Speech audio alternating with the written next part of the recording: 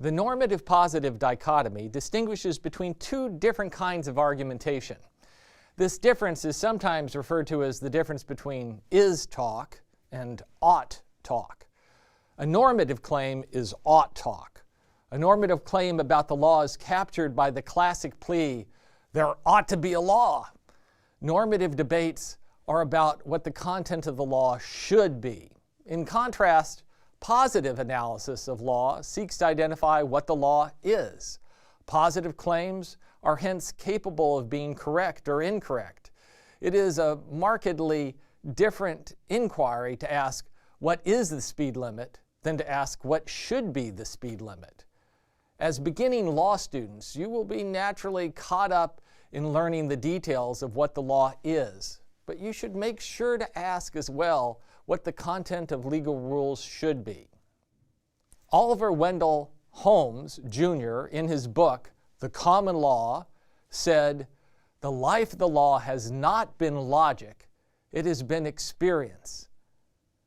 The felt necessities of the time, the prevalent moral and political theories, intuitions of public policy, avowed or unconscious, even the prejudices which judges share with their fellow men, have had a good deal more to do than the syllogism in determining the rules by which men should be governed." By the way, that first line is maybe the most important single sentence in all of American jurisprudence. While logic might help you derive certain positive claims, Holmes claimed that the positive content of legal rules could be identified by investigating how they were used in practice. The Scottish philosopher David Hume argued that no ought claim could be correctly inferred from a set of purely factual premises. This result is sometimes referred to as Hume's law, or as the is-ought problem. The idea has important implications for law. Hume's law means that the fact of a mass shooting by itself can never be sufficient to conclude that we should pass new gun control laws. You can only derive should claims from premises that include should claims. You just can't get from is to ought by itself. As with other dichotomies in these lectures, the distinction between the normative and the positive is not always cut and dried.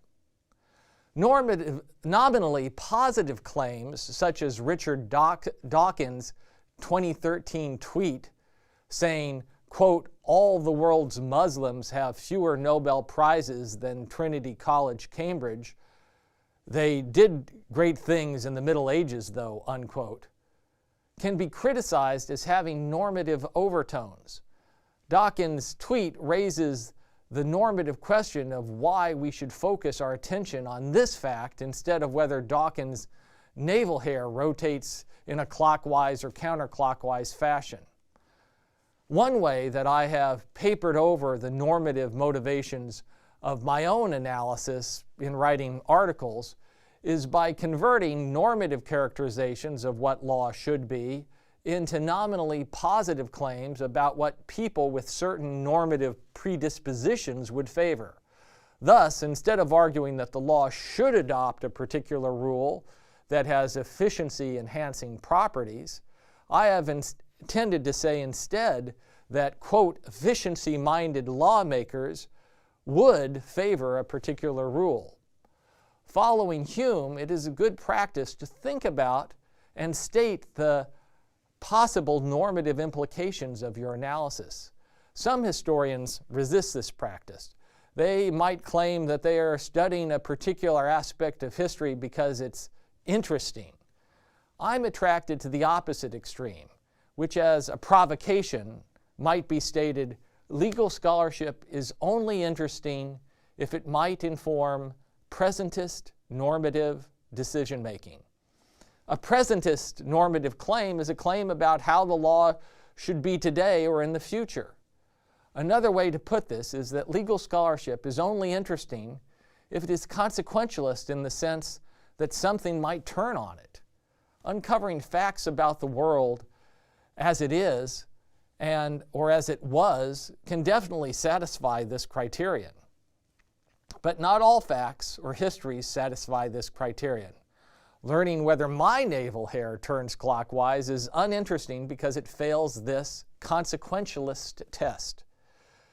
You can elicit the hidden normative motivations of people.